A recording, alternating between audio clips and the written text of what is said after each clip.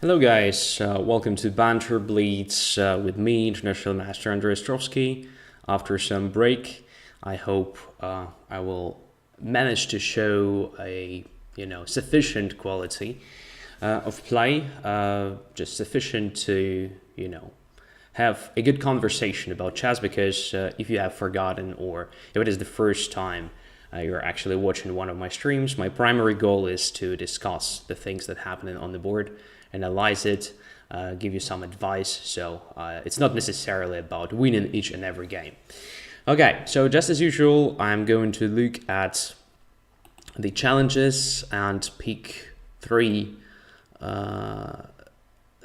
against people I've never played before. So let me look at the situation. All right, there is a challenge from the Bull from United Kingdom, 3-minute game. All right, let's accept it's going to be challenging, but yeah, I think will be interesting. So normally I prefer playing a bit longer time controls, because in that case I can explain more. That's the idea. So what do we have here? We have Ruy Lopez, main lines so far. Just as usual, let me know on chat if you can hear and see me well. So let's grab the Spanish bishop. I think we are already quite good with black here. Probably I should have played c5 prior to castling, because now I have some problems with the center. So should I just... I know there are different options. Let's try this interesting idea. Just slightly damaging the pawn structure, I know, but having some play on light squares. And light squares are exactly the ones that were slightly weakened after white gave me a chance to capture the bishop on b3. So the Sharky horse asks 3 or 5 minutes.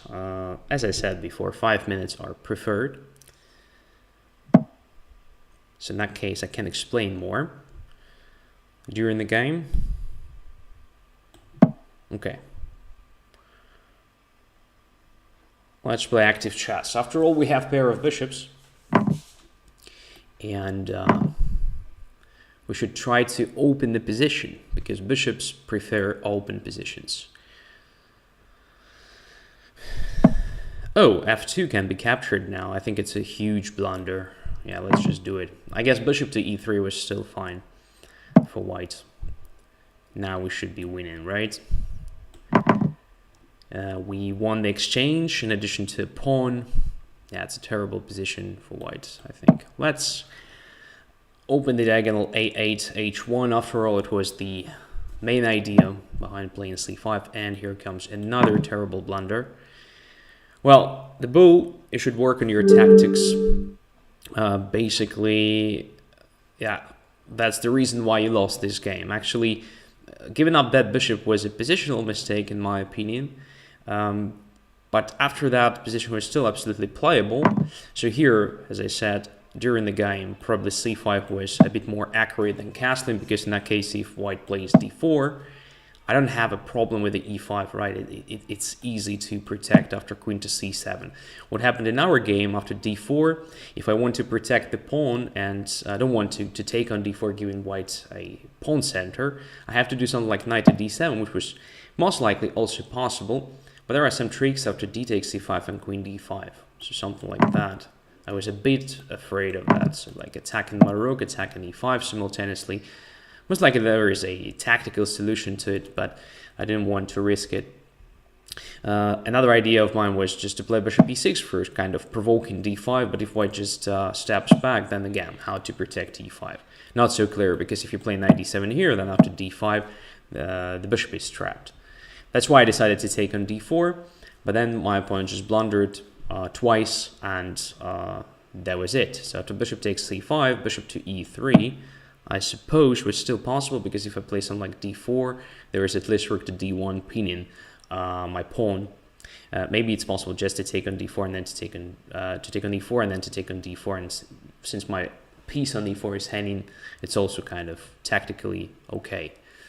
Yeah, but rook to d1 is just a decisive mistake. Then after bishop f2 or knight f2, it's absolutely lost.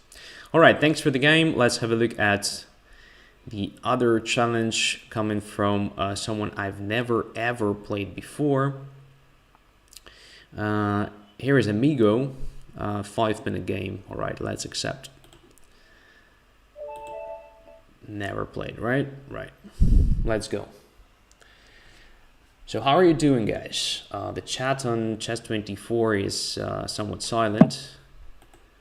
Just going to check if everything is okay with the broadcast. Feels like everything's fine. So, haven't seen for ages, right? No. So now we have Queen's Indian defense.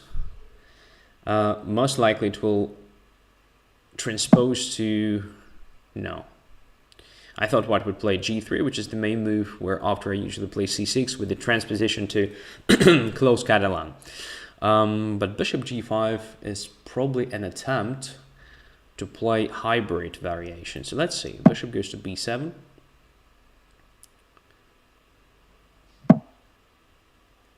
Broadcast is fine. Okay. Let's clarify the things with the bishop. Does white want to take my knight or... Okay. Bishop to h4. Now let's give this check.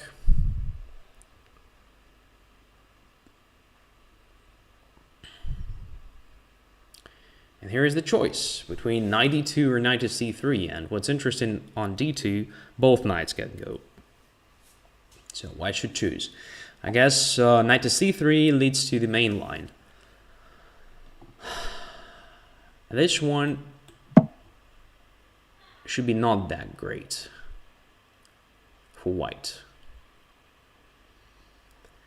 Because after g5, and let's say bishop to g3, I can start with the g4, and then my knight can jump to e4, right? And it will be very hard for white to protect the knight on d2. And now white starts with the a3 attacking my bishop, intending to take on d2 with the knight in case I take on d2. Knight f3 goes from the attacked square to d2, and everything's fine. So in that case, if a3, I just take the knight on f3, and if white takes my bishop, I take on g2, forking the rook and the bishop. I have a feeling that I've already had something like this during one of my Banter Blitz shows. So the main line goes knight to c3, and white is not against to damage on pawn structure. But in that case, white gets pair of bishops, pretty strong center normally, and this perfectly compensates the damaged pawn structure. Knight d2 looks a bit more natural, but I have a feeling that white is just losing material here, right? Just knight e4, and I don't see how to protect the knight on d2. There is no satisfactory defense. That's it, basically. Well, of course, white will have some tricks after taking on g4, but if black plays accurately, then it should be just winning position, right? So if queen takes g4, let's say, we're not even in a rush to take on d2, although I don't see why not to. Yeah, of course, there will be some tricks. So queen g4 and then queen g7, but then we'll have rook f8 or queen f6 because of the knight on e4. So probably I will just take with the bishop on d2 with check, and then we'll go back to b4. And if queen g7, then queen f6. Everything is under control, everything is protected. So that's basically it for white.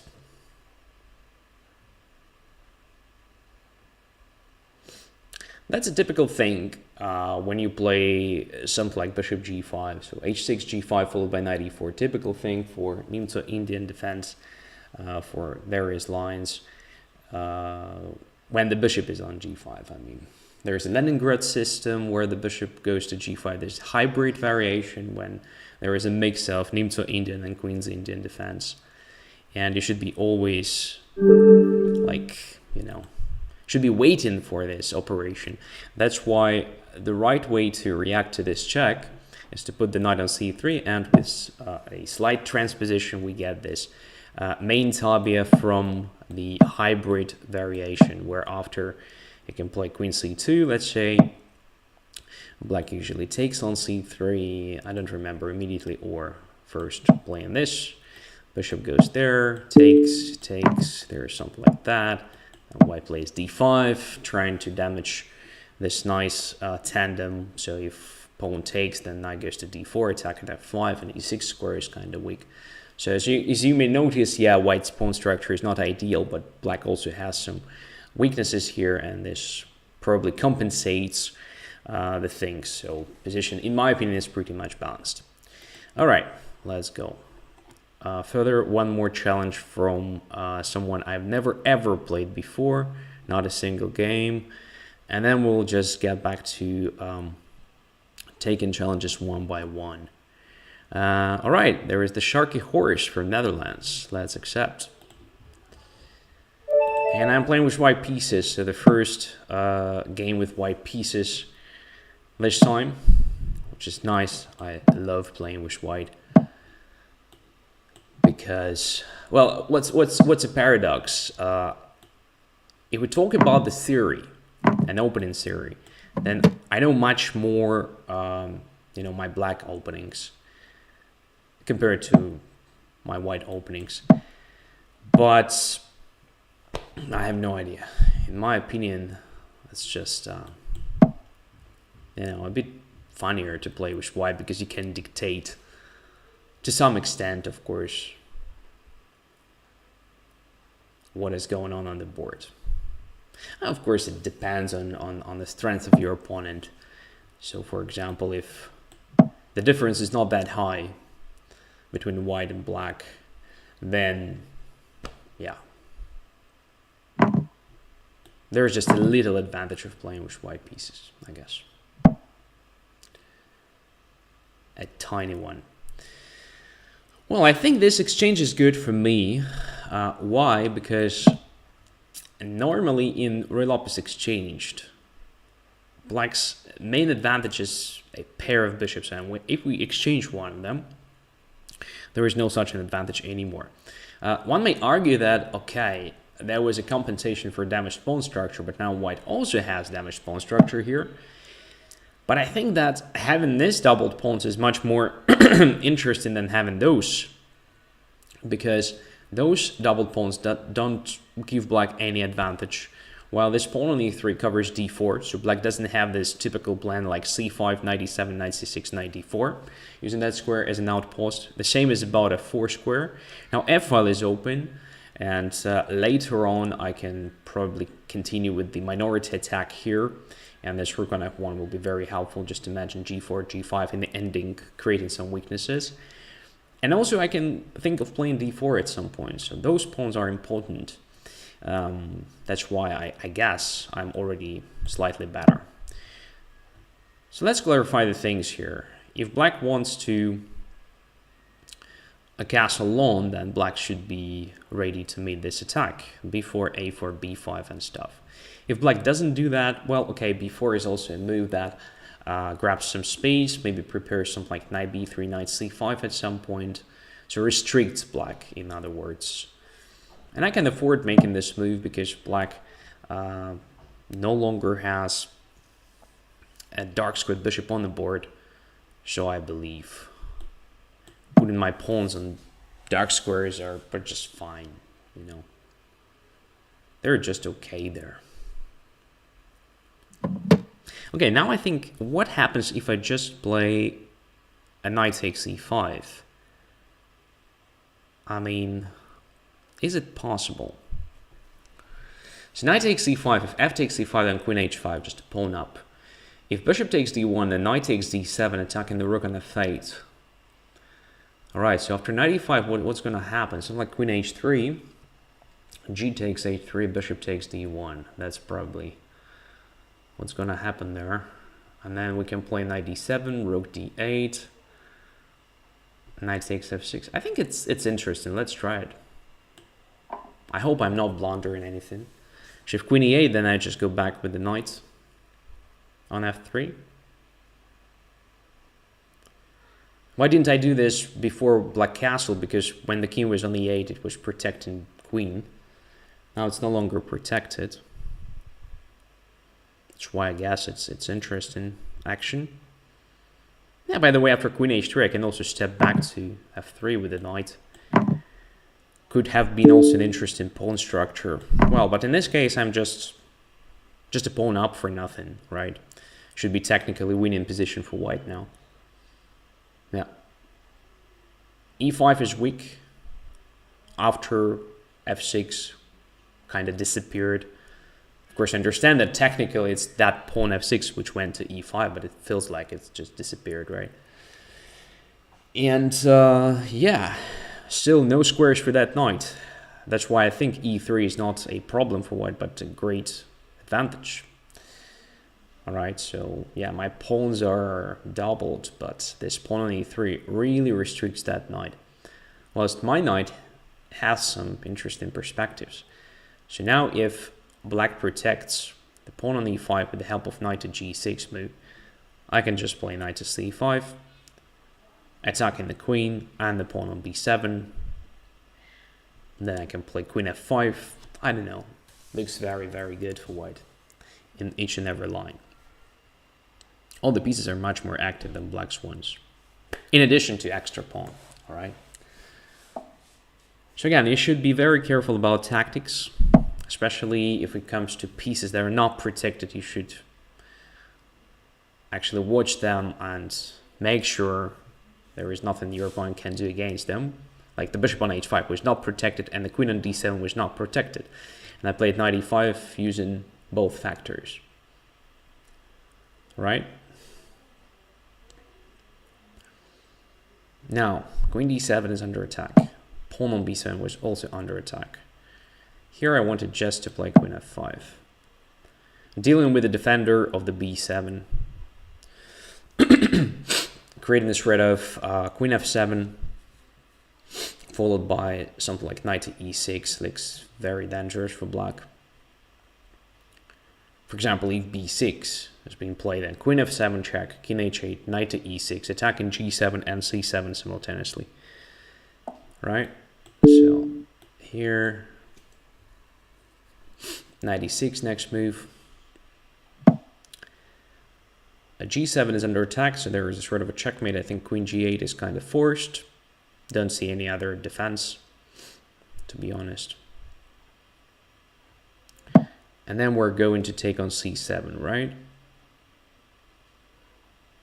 Immediately or after queen g8, I don't know. Which one is better? I guess there is no much difference.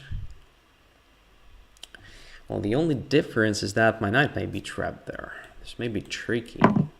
But okay, let's hope it's not that big deal. Let's hope there will be a chance to escape. So we have two pawns now. a6 is potentially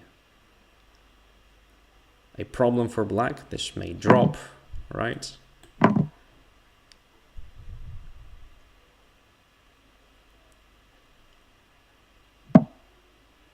Okay, in this case I'm fine. So now we have three pawns. And absolutely winning position. Okay, so the problem was with this knight takes c5. Let's have a look at this briefly. So the idea was like bishop takes d1, knight takes d7, attacking the rook, and the bishop is still hanging. So we definitely win some material here, I guess. At least a pawn, at very least. So f takes c5 happened in the game. I expected something like this. Queen takes h3. With the idea to take the queen, and then if rook takes d1, then f takes e5, and position is materially balanced, right? But I wanted to try knight to d7 in this position. Knight to c6 also deserves attention, but then knight takes c6 attacking b4. So knight to d7, attacking the rook, and if yeah, if rook to d8 or something, then we can take on f6 and take on d1, right? And anyway, we win a pawn. And if bishop to e2, we're going to do literally the same. So just rook f2 first, attacking the bishop. And then after rook goes away, we take on f6 first and then take on e2. Right? Right. Yeah. So anyway, it was a bad position. So, I mean, probably it was necessary for you to step back with the bishop, or maybe just castle alone, but in that case, of course, I would have started a quick attack with a4 and b5. Also pay attention that I made not the best move, so d3 is definitely not the right continuation. I think g4 followed by knight e5 is the correct way to play here. After that, I believe that the easiest way for black to play is just something like f6, protecting the pawn on e5, then quickly castling alone and starting the attack based on the fact that I played h3, so something like g5, bishop somewhere, h5, g4. That's the whole point here. All right. Okay, now one by one. Thanks for the game. Blunder Panda, accept. Playing with black again. e4, e5. Probably Ruy Lopez, right? I don't remember what we usually play with blunder. No, Italian. Okay. Knight f6. Slow Italian, yeah. That's what my opponent is playing here.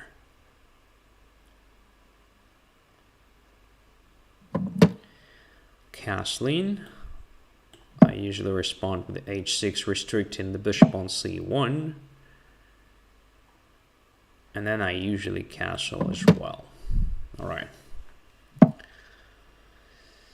All right. Bishop e6, right? Normal continuation here.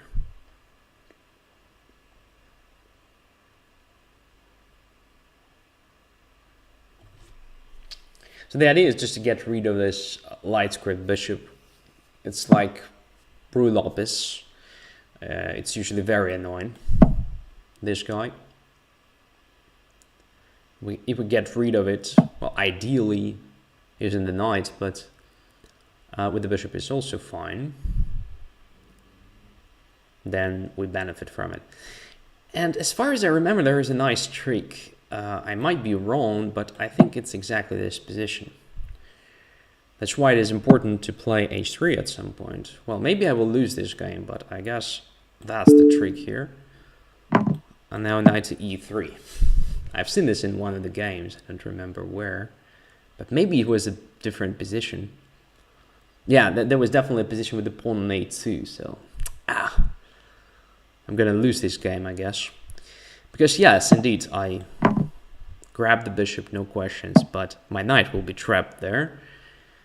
So the only move for me now, which makes sense, is bishop to a2, kind of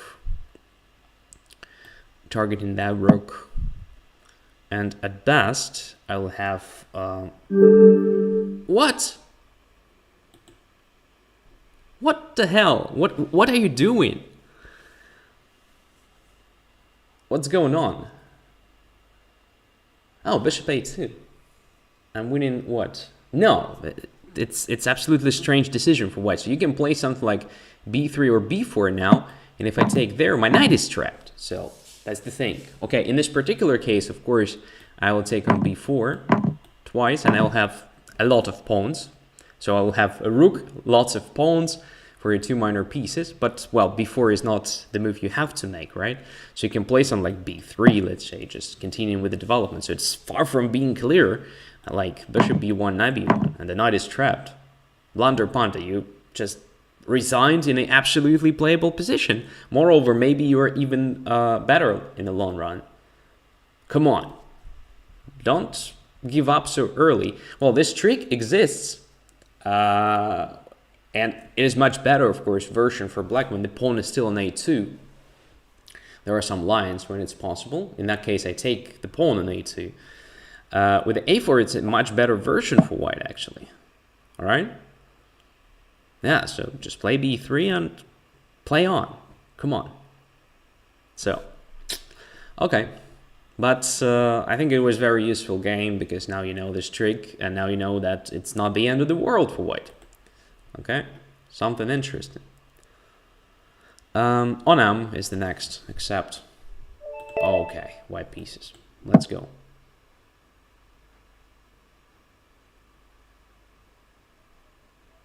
Yeah. That's a very strange position. I had a very bad experience. I played a real board game A Blitz game as well. Was a championship of Germany among teams, I think, among clubs, a year or 2 years ago. And I lost the game with black from that position or similar position. So it's absolutely unclear. And I had like the rook and 3 pawns for 2 minor pieces, which is great. But I lost anyway. Okay, so I usually react with the f3 here. g6.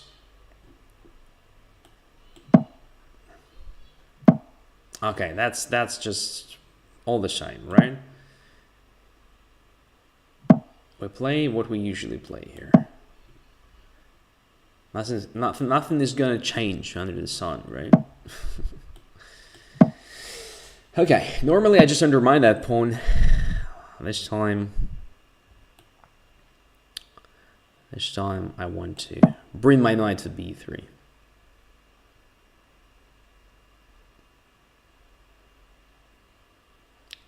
In one of the games I won against Anam when the queen was kind of stuck there on a5 after a knight to b6 move. So let's see. I don't think Anam will repeat that stuff, because it obviously didn't work well for black. And my pawn was on a4 actually, yeah. Controlling that square. But anyway, I think this pawn on b4 is an object of attack for us. We can use it somehow. So what is the threat now? It is to play knight to c4, obviously. So what we can do, we can start with the knight to b3, forcing the queen to a4. But then what? The knight to f4 with the idea of knight to d3.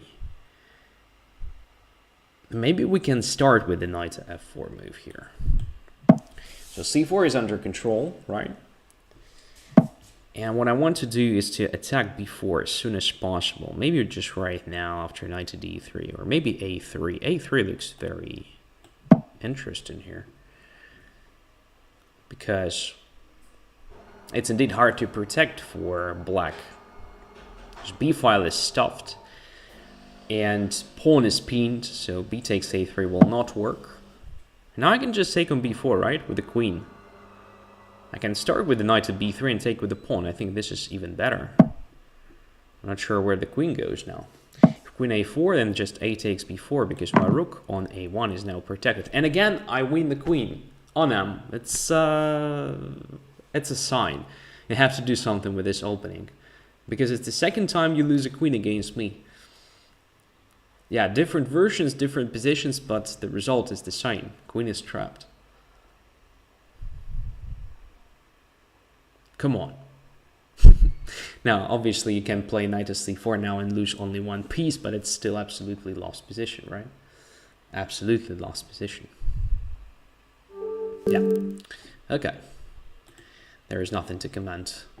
So this idea, I guess the whole idea of bringing the queen to a5 and playing b4 is somehow not correct, because it's much more natural to me when you play b4 is to support this pawn with a5, a4, so kind of to move 2 pawns there, because the idea after all is to create some weaknesses there, and with only 1 pawn it's impossible, right? When you push both pawns, at some point there will be some changes in the pawn structure, there will be some squares for your pieces to occupy and to attack, and queen on a5 is kind of awkward. That's the thing here. Okay, so who's next? CMA friend. Accept 3 minutes. Have to be careful. But I'm playing with white pieces, so.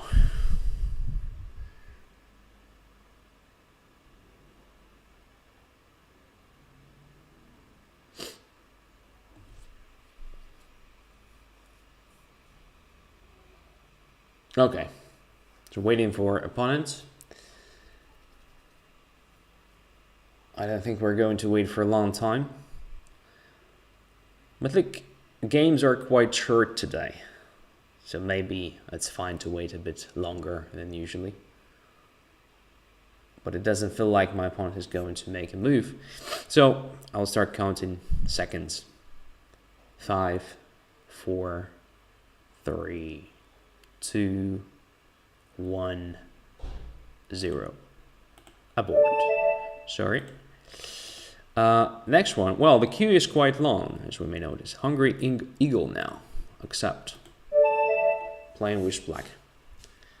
That's not fair. Because, well, the previous game never happened. That's what I mean. I had white pieces, but that game never happened. So. Okay, Ruy Lopez again. Let's see what my opponent is going to play. So probably just the main line, nothing new.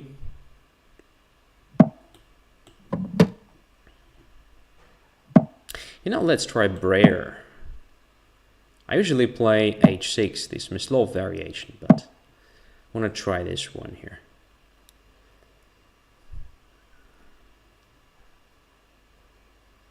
The idea is the same, so I'm just maneuvering my knight to be able to play c7, c5, undermining the center, after all. And compared to vast majority of classic lines in Ruy Lopez, where this knight is usually struggling to find a good place. In Breyer, it is not necessarily that active, but at least it's not super passive and completely restricted. Like it may happen, for example, if you play knight a5, then you play c5, and then after d5 you forget to maneuver your knight, so white plays b3, restricting your knight, and your knight is just on a5 having no squares. And even if it goes to b7 from there, well, it has no squares anyway. So that's the problem.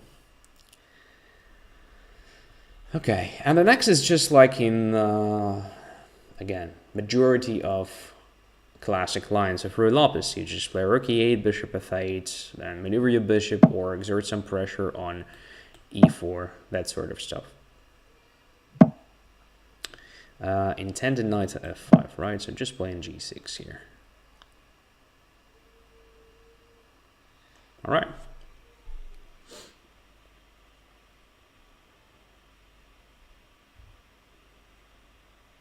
So my next plan is at some point to play c5. Bishop may go to g7, may just stay on f8. That's also absolutely fine. Sometimes there is a possibility to play d6, d5, just completely destroying the center, clearing everything there. But for that, of course, black should be much better prepared. For example, if white doesn't do anything specific here, it's possible just to play c6, then queen c7, then rook to d8, and then at some point just d5. There are some games, if I'm not mistaken, of Boris Spassky. Spassky played it a lot with black. There are some games of Tal as well. Well, Breyer was very popular many years ago. There was a second wave of popularity not so long ago, I guess. So there are options. Okay, so bishop is on d2, which is a possible square for a bishop, no questions. Let's try to clarify the things with a c5.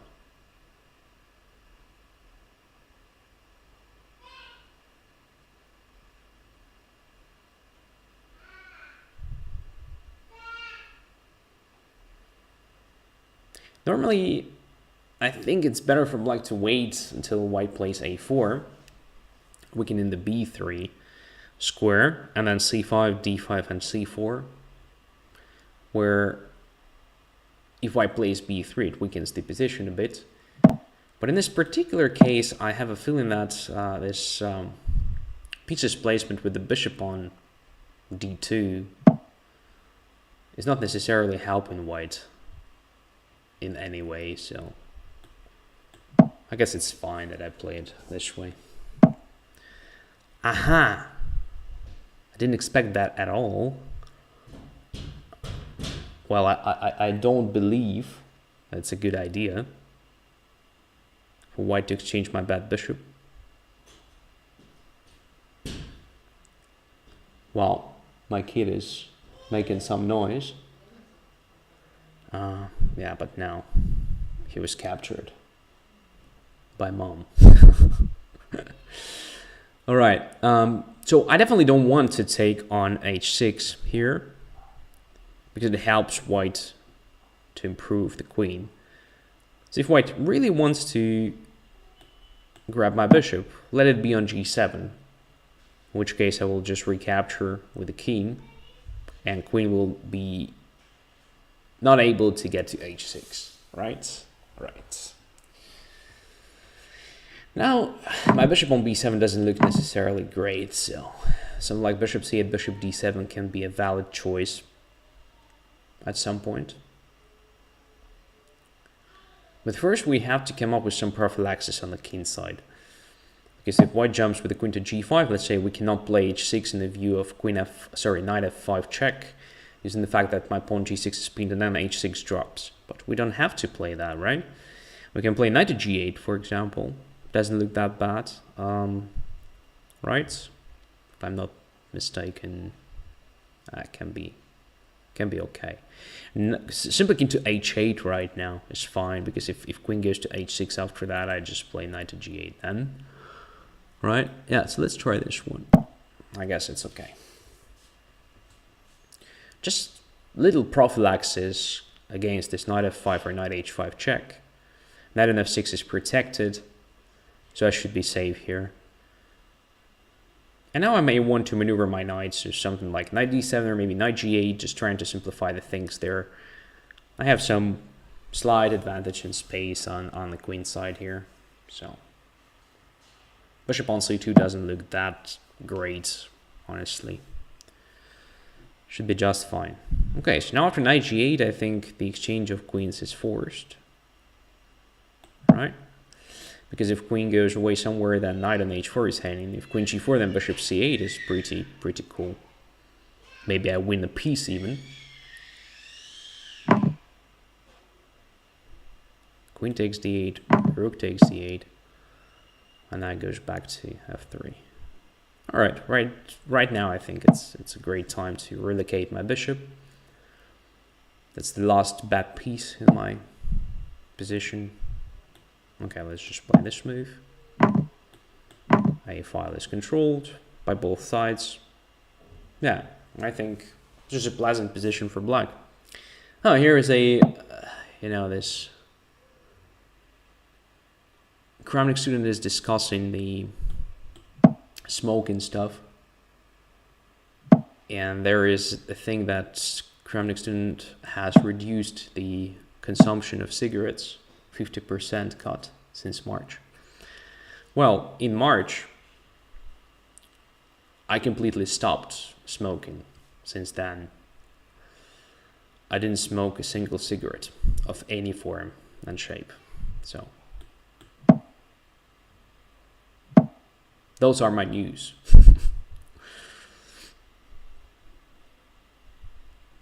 F5. It's probably not the best moment to play that, but I think it's fine. So we control the things. Rook f8 maybe.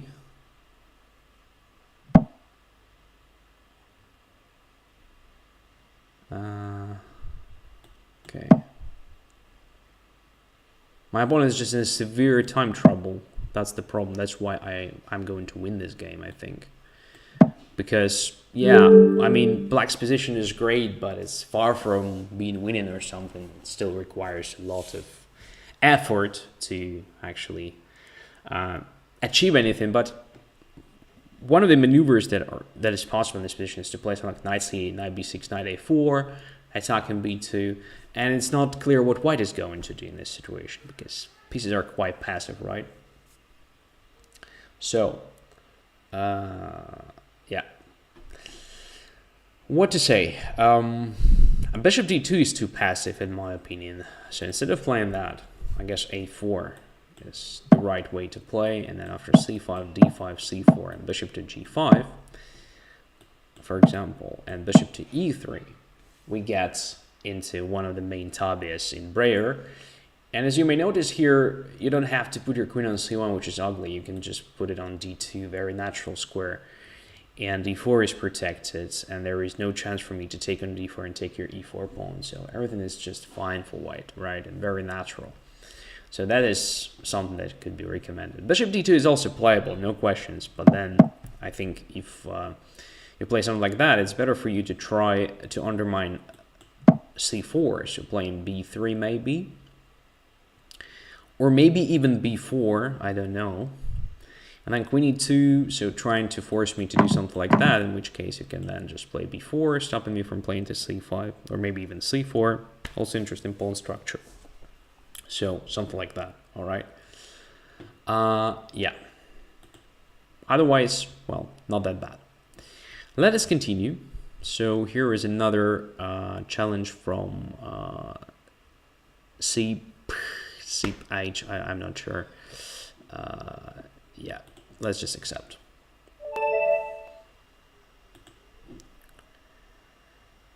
Let us continue.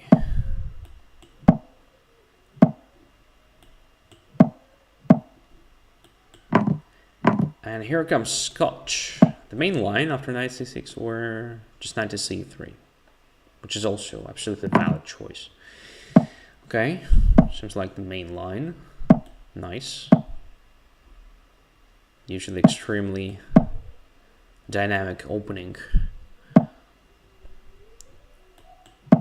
let me remember. Queen e6 I think is fine here.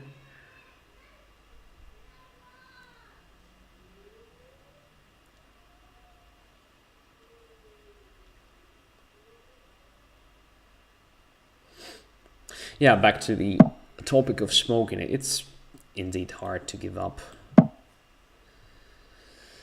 What's interesting, so I think it's around 4 months now. There is still, you know, random thoughts sometimes that would be nice to have a cigarette, although you're no longer needed, like, at each and every moment, but still there are some thoughts that cross your mind from time to time. That's crazy. I mean, logically, it's clear that it's so harmful shit, but I don't know. Anyway, very hard to get rid of this habit. White is doing something strange here. I'm not sure why is bishop on f4 then g3. It's a kind of mix of different things. What about bishop a6 now, attacking c4? How white is going to protect it? Because normally you have the bishop on d2, so you can play b3, but now b3 loses the knight on c3. So Gary played Scotch a lot. Don't know GM plays these days. Well, Scotch is still popular, it's still absolutely valid choice, and it's being played even on the very top level, I think. But not the way white is playing it here, because I think it's a quite bad position already for white. For example, let's just grab on c4. Bishop h3 is possible, no questions, but have so many different ways to parry it. Like queen g6 is nice. Don't see any particular problem with that choice. Let's just play it. So extra pawn now, and once the pawn is away, I mean that's c4 one, I have the access to d5 square, which is amazing, because normally you have serious problems with that knight on b6. Here it's not the case whatsoever. Not anymore.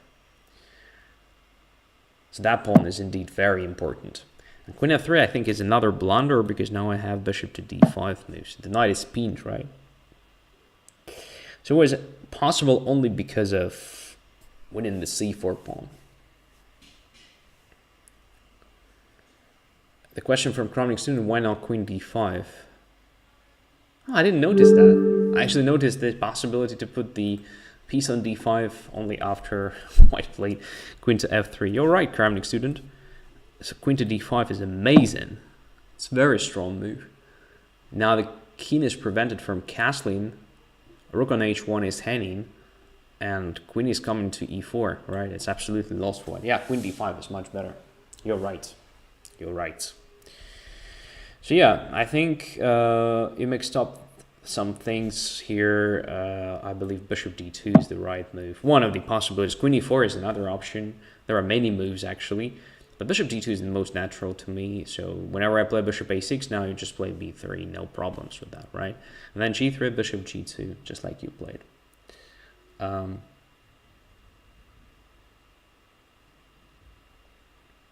Yeah.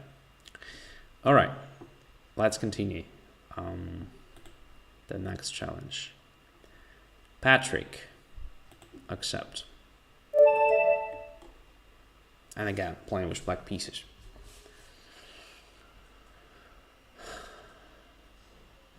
So only 46 minutes passed since we have started the stream, and it feels like we played a ton of games, right? That's nice, because usually we play not so many, but today it's kind of, you know, working this way. Games are not that long. Well, maybe it's not that pleasant for you guys to lose quickly, but at least everyone is almost everyone is getting a chance to play. So, what's going on here? We have a main line, right, of London system. One of the main lines. And bishop takes d6. Well, I didn't expect that. So normally bishop goes to g3. Waiting for black to take to open the h file. Now I guess we're just fine for simple castling. And then playing e5, let's say. No problems for black whatsoever.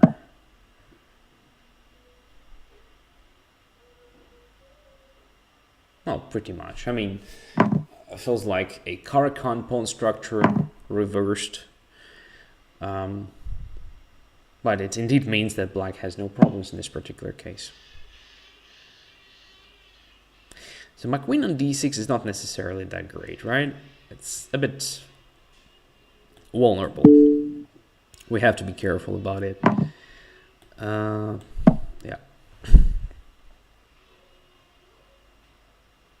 But the easiest recipe here is a centralization, I believe. Just rook d8, rook e8. Everything is in the center, controlling central squares, being ready to open the position at some point. Again, typical for this pawn structure is to put the knight on e4 at some point. Of course, it would be nice to have it well supported from behind.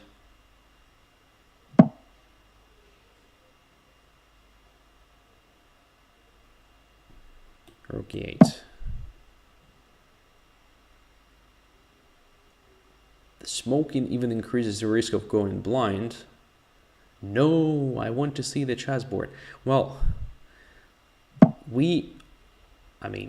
chess players can see the chessboard in our minds, so it's not a big deal. All right, what to do now? Queen a6 comes to mind to attack a2 right after rook went to c1. Knight to e4 is also looking great, but I want to, I want to put my knight on e4, and if white takes, I take with the pawn attacking the queen. That's why I want my queen away from the d file for now. I think now it's time to bring the knight to e4. Looks great.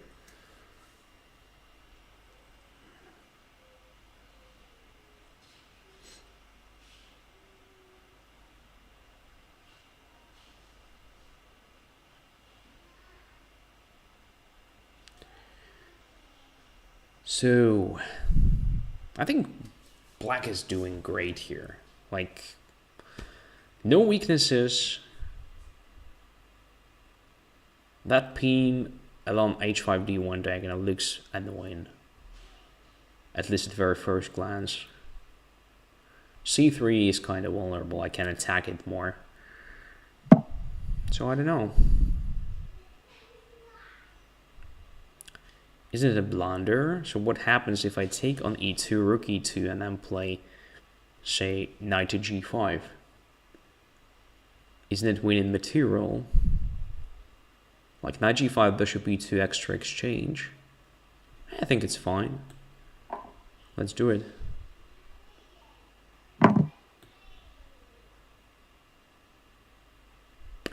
Now, it will be not so simple, but all right, never mind. I guess it's okay.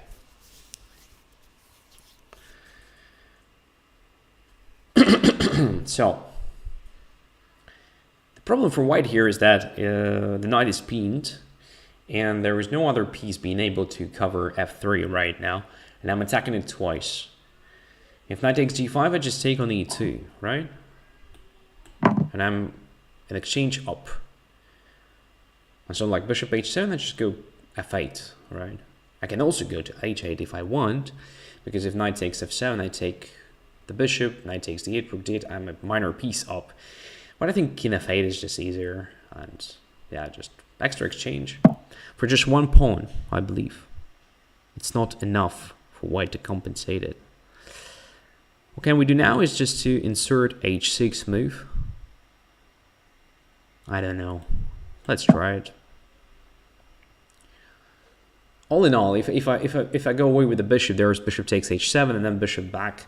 So I'm losing a pawn this or that way. I'm just trying to, you know, lose it in the best possible situation. So if knight f7 now, I just take on f7 with the king, and if rook e2, then d4. But in this case, I don't even lose a pawn. So I'm having a, you know, pure extra exchange, which is, yeah, technically winning position. All right, now, there are various ways to proceed here. I'm not in a rush, so I'll just play g6, king g7. If I'm lucky enough, I will be able to play f5, grabbing even more space. And then at the moment I'm completely ready, I'll just play d4, open up a position, and bring my rooks to opponent's back ranks. So it's kind of a simple position to play. A simple position to play. That's helping me. I was actually going to open up a position anyway at some point. Because rooks love open files. That's the thing. If there are no open files, rooks are not necessarily better than minor pieces. Now it helps me with the further simplification, right?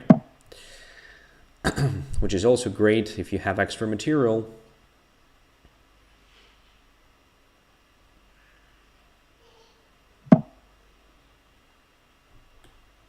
Takes.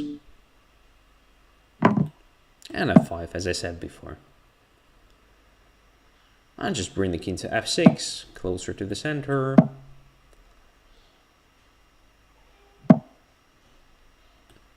We can fight for dark squares now. Also not that bad idea, I guess. Well, it's not necessary, but just nice stuff to try. Like this, king e5. And I think the easiest is just to simplify this way. We have extra pawn in a king and pawn ending. We have absolutely, you know, winning position because of the king at very least. So look, it's much better position for the king. Should we take that pawn? Yeah, why not? Why not? Yeah, lost. What to say here? Well, first of all, bishop takes d6. It's not necessarily that ambitious, although even after that, white is doing okay. I guess it's better to try something like bishop b5 instead of bishop d3, just indirectly fighting for e5 square. But instead of even taking on d6, I guess it's much better to play bishop to g3, because if I take, then h takes g3, and you open the h file and you can attack. That's the idea. So you can play bishop d3, g4, g5 and stuff. So you keep the bishop on the board because it's not a good idea for black to capture it. And then you can speculate on that. So you can play bishop d3, queen e2, e4 stuff, or castling alone, or something like that. You can also put the knight on e5 at some point, which is also typical for London system, right? Taking on d6, you kind of improve my queen and increase my chances to simplify the stop with the e6, e5. So not getting anything in exchange, all right? That's the thing. And then, of course, later you had a passive position, which is not a very pleasant one.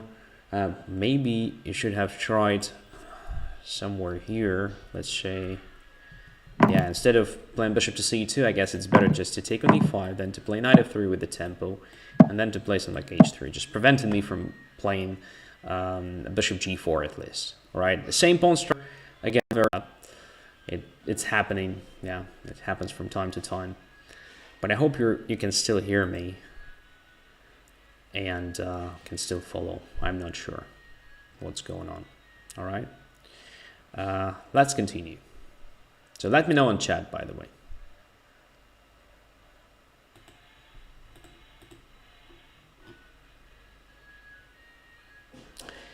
Yako65 is the next. Accept. Playing with white.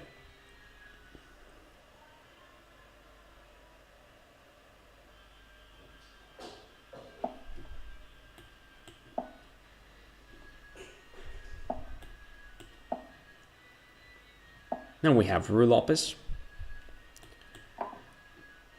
Now I'm with white pieces. And we have an exchanged one, which I quite frequently play with white in Blitz. Because it's easy to play, easy to remember. You can make a lot of moves quickly. And there is some merit to it, of course.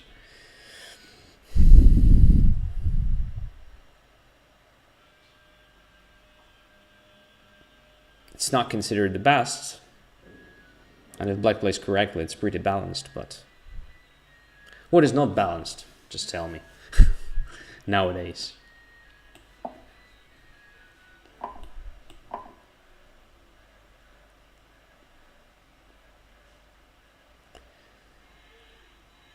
So the idea behind knight e2 compared to knight to b3 is that I control f4 square, and whenever the bishop is on d6, I can play bishop f4, trying to exchange it. We have discussed it already today that in exchange to Ruy Lopez, black's main compensation for damaged pawn structure on the queen side is pair of bishops, and if we exchange one of them, well, that's great. Okay. So I'm literally waiting for black to play bishop d6 so that I can play this bishop to f4. Okay, black decided not to do that. Just quite good.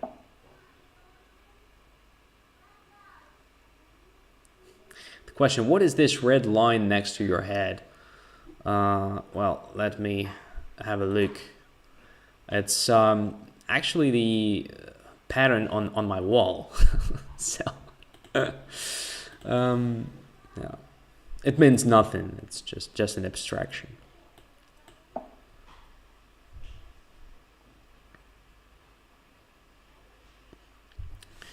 As you can see here, in comparison to knight to b3 line, I'm also fighting for d5 square much better, because at least I have one additional piece to do that. So for black, it's harder to prevent me completely from going there, right?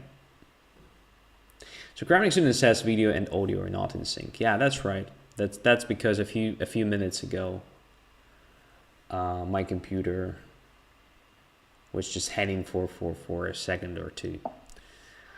And this usually just destroys the stream completely. I'm sorry for that.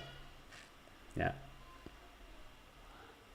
It's not that bad computer, to be honest. It's much better than the one I had like a year ago, but that's still happening from time to time. Sometimes I'm lucky enough and it's not happening, but in many cases it's just the case. So at some point during the stream, it's just heading and then it's over.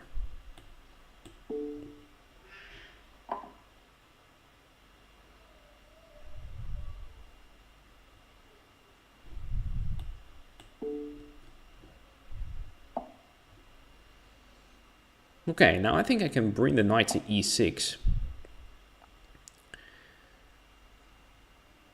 and take on f8.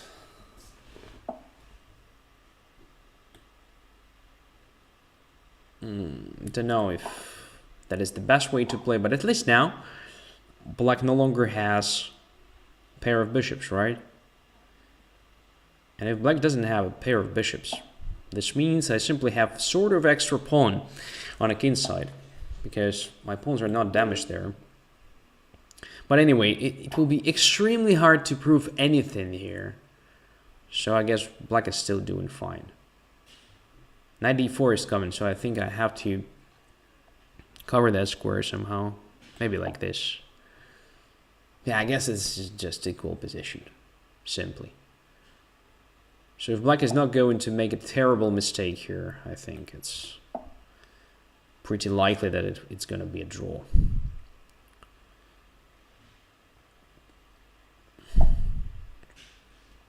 Yeah, correct. Why not? Should I play c3, stopping black from entering d4 completely? Not sure. Let's try it. I don't think it's worse than anything else, honestly. Now centralization. Okay. This is interesting. Maybe it's a correct way to play. I don't know. Yeah, honestly, for now, black has played very well. I mean, my position is getting worse and worse with each and every move.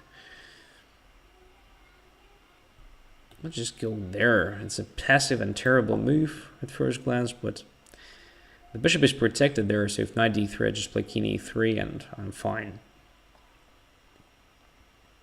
Well, it's the first game today in which my position looks really bad. Well, not really bad, but at least not that great compared to what I had in previous games. So my bishop is really passive. I have to do something with this guy. Yeah, but we should gradually improve our position, I believe. Probably to activate it for sure, we'll need to, even improve opponent's pawn structure playing b4 at some point. My God, one of my sons is crying. What to do right now, I'm not sure. Really, I don't know what to do. Let's try to bring the bishop to slightly more active position. I don't think it will work. It's not gonna work.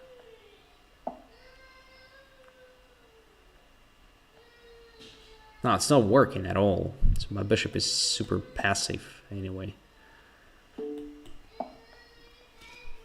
So we need something else. We need a different plan. So maybe before, maybe knight f1, knight, but where the knight is going, I have no idea. f4 is definitely not good. Now let's try b4. Hard to focus when the kid is crying, really. My God. King d4. Alright, now I'm fine. I guess this position is good. For trying, at least. Let's try e5.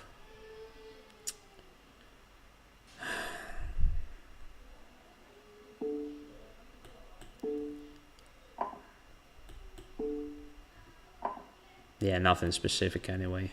But some activity, right? Oh, a pawn. Alright. This looks really nice. This looks really nice. And the second pawn. So that was actually, the thing. So, as I told you, if black is not blundering something terribly, that the most likely outcome is a draw, but black just, blundered here. So, Peter says, I was about to write that today your kids are so quiet. No. It's never the case. Never, ever. Okay? They're never quiet. Okay. Thanks for the game. Let's continue. MPR Battis. Accept.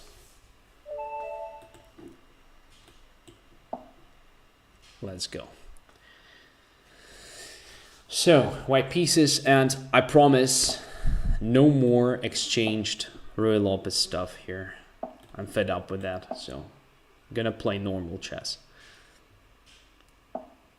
Oh, d6, okay. So, Steinitz, right? Yeah, Steinitz.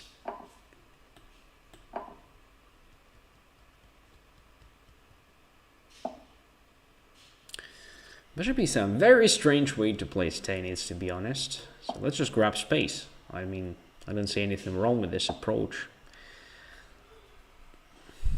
Let's even take the knight on e5. And castle. Maybe taking the knight on e5 was cheesy. Don't know. Let's see. But anyway, I guess we're doing fine here. Although black is also okay if black continues the right way. So something like blockading my d5 at some point. And trying to undermine my d5 with the c6 can be also an interesting plan. b4. Aggressive stuff. Where should I put this pawn? Don't know. Let's put it on... No, not the pawn, the knight, sorry. So knight e2. Looks okay. Bishop c5, king h1, knight at g4 is annoying, but queen e1 I think does the trick, so there is nothing really dangerous there. Well, and after that I think it makes sense to fight for space. After f5. Then bishop g5, right? Yeah, something like this. And then maybe knight g3 and knight h5, something like that. Yeah, it's a crazy game, actually. I'm not really sure that even this position is better for white. I guess it's fine for black. Yeah.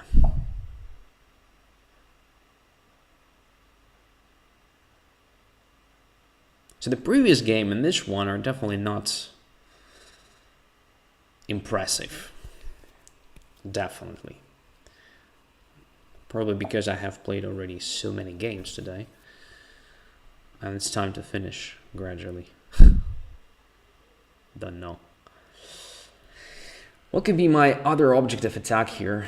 Let's say the pawn on the C file looks something to try. In addition to that stuff on the king side. So if you play something like knight h5, there's always bishop e7, right? So I'm not achieving anything at this right now. So I'm trying to find something else in opponent's camp to attack. And g5, oh my gosh, is it really possible to play something like this? Well, probably it's not losing, but it's creating so many weaknesses. I'm really wondering, how's that possible? It is working. My god. What? Knight on f6 was protected. Come on. I thought that's why you played rook to b6. That's really strange. Now I think I'm just winning, right? Yeah, it's a terrible position for black. Yeah, I'm extremely lucky in this game, really. Extremely lucky. So just take on g6, take back, and you're fine. Because if I take on f6, you just take with the rook. Strange. Very strange game. Now I have pair of bishops, extra pawn, and absolutely terrible king in opponent's camp, which is an easy prey. Just queen f3, rook f1, and it's over, basically. Just bring all the pieces there, attack the king, and win the game. Rook e5 is possible. But let's focus on the king. Queen h5 is also possible. So, I don't see a big difference in all these decisions. Sometimes position is so winning that it doesn't really matter what you do. Each and every move wins. Yeah, but anyway, let's take the pawn on e5 finally. It's Henning after all. Why not to take?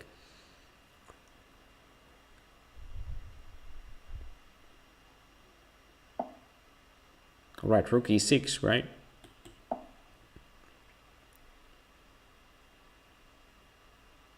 And then e5. Oh, Lord. That's crazy. Crazy luck, I would say, in this game. I just collected all the pieces of my opponent. In fact, the position was absolutely unclear right from the start, and especially at this moment. So yeah, I captured, but why didn't you capture back? Probably didn't notice that your rook is protecting the knight on f6. That was probably the reason. But you have a threat of g5 trapping my bishop, and if I take on f6, you just take on f6 with the rook. That's the thing. So knight, it was not Henning. And honestly, I thought that was your plan. That's why you played rook b6 in the first place. Okay. Tom, accept. 3 minutes. Okay, let's play something different. Let's play knight f3. I know that e4 is a great move, but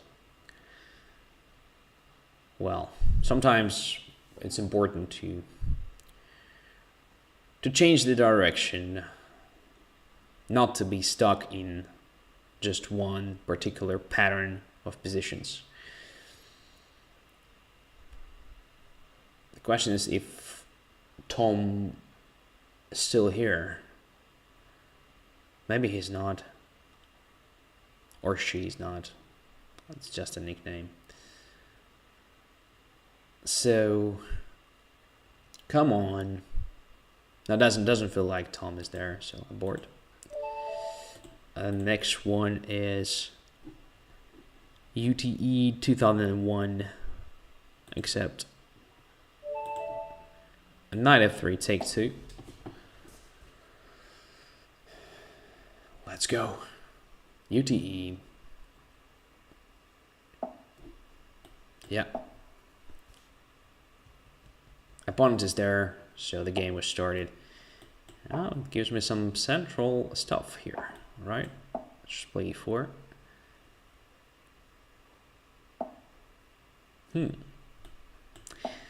Yeah, I know that sometimes black plays something like this, but I don't think it's a good idea, right, to be that passive.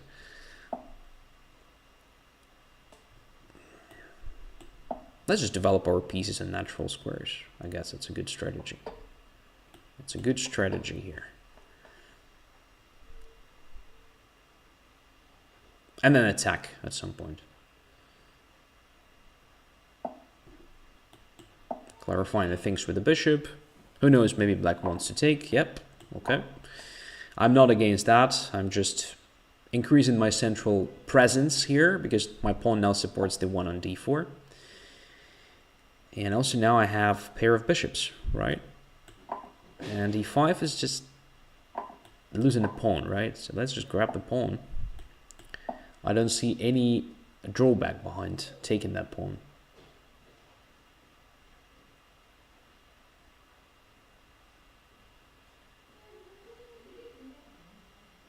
So Peter says, really appreciate that you play all range of players. Yeah, as Kravnickson correctly mentioned, I just play everything one by one. I'm not looking at ratings at all. I don't care.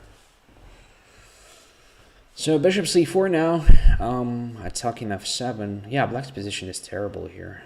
So not only do my bishops control everything here, I also have an amazing position in the center. Now queen d5 is great. Bishop f7 is great. I don't know which one is the best here.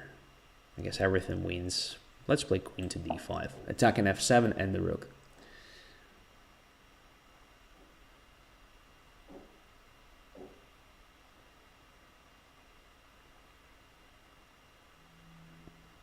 So yeah, my friend, you have to pay closer attention to the problem of the center. in all stages of the game, especially in the opening, because look, your position is just collapsing here.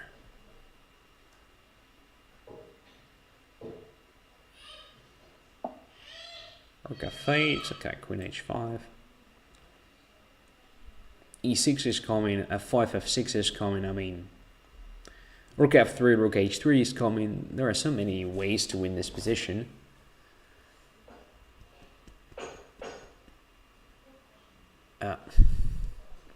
There may be a nice combination like rook f3. If black is not doing anything here, I just play rook f3, f5, queen h7, and rook to h3 checkmate. But obviously black will do something to prevent it, I believe. But who knows? Let's see. There is also a threat of the checkmate. No, there is no checkmate with the pawn though. Like if you play queen h7, king h7, rook h3, king g6, and then you play f5, there's rook takes f5. There is no checkmate like that. But I think now this f5 should work. There is indeed a threat of queen h7 with the checkmate on h3.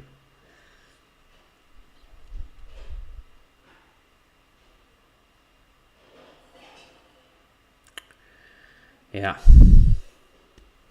Absolutely lost position, my friend. Absolutely. g6 is probably the only defense. No. All right, let's do it. Also, just a simple rook h3 was winning, but this is nice. Queen h4, rook h4, checkmate.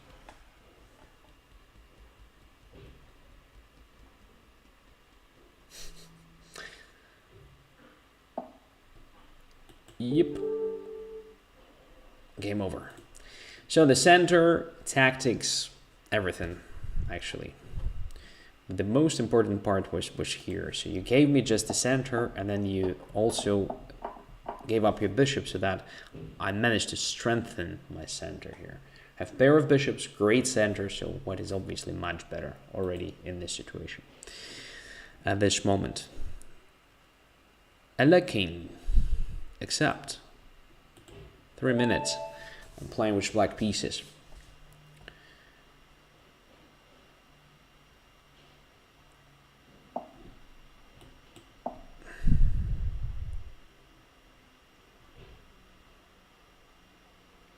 Let's see.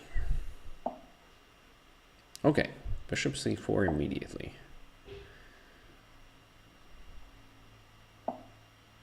And d4 here. I don't think it's that dangerous for black. Yeah, with the slight transposition, we have well-known theoretical position from two knights defense, actually. Right, right.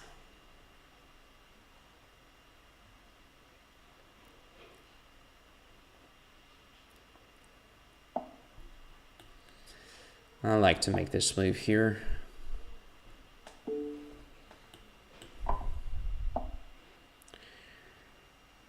And now queen to d5, right? Right.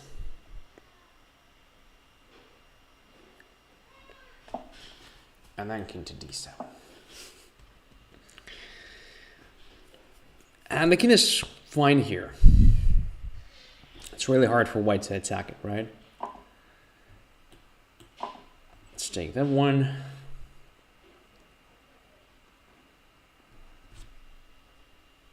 My king's position will be completely justified if white captures with the queen here, because we enter the endgame stage. But even after cd4, I think I'm okay with my king on d7. If queen a4, then b5 usually, just enough. E file is controlled.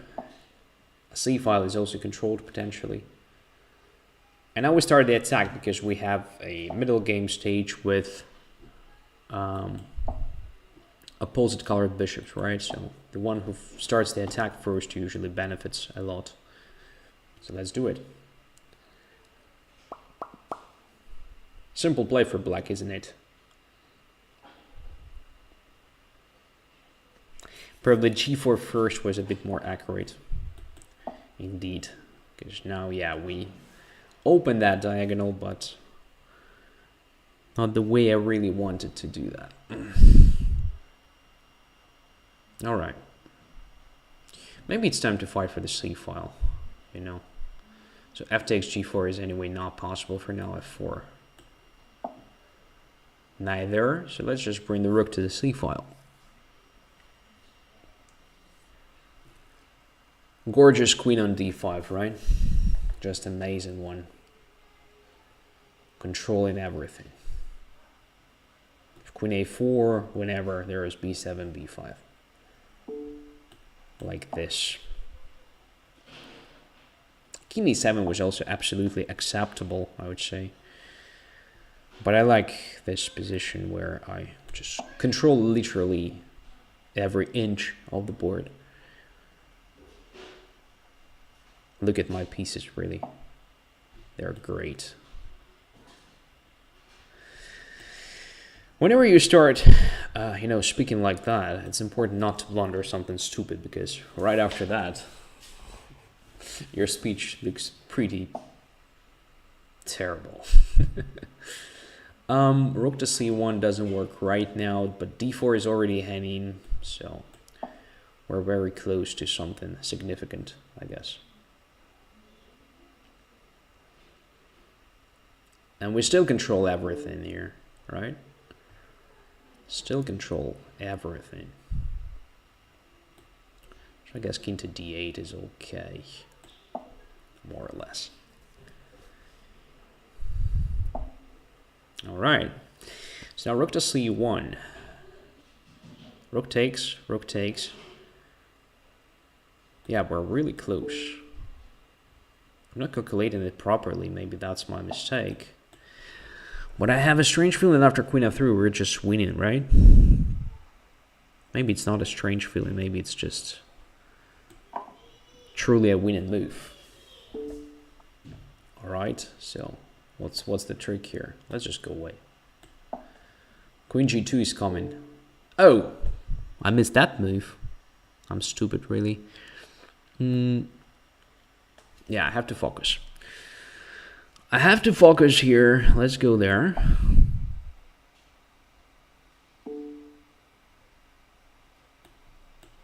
Then here. Rook e6 is not possible because the rook is pinned. And if queen h8, then king d7, and that's it. There are no checks anymore. All right, and this doesn't matter. Queen g2 is coming. All right. Okay.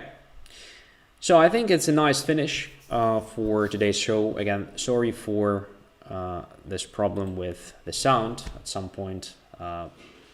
My computer was just frozen for several seconds. Sometimes it happens, sometimes it doesn't.